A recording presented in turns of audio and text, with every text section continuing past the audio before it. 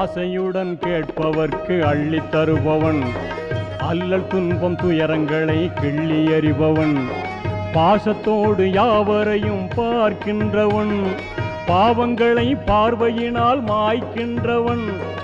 அல்லல் படும் மாந்தர்களே அயராதீர்கள், அல்லாவின் பேரருளை நம்பி நில்லுங்கள். அவனிடத்தில் குறையனைத்தும் சொல்லி காட்டுங்கள், அன்பு நோக்கு தருகவென்று அழுது கேளுங்கள். இறைவனிடம் கையேந்துங்கள், அவன் இல்லை என்று சொல்லுவதில்லை.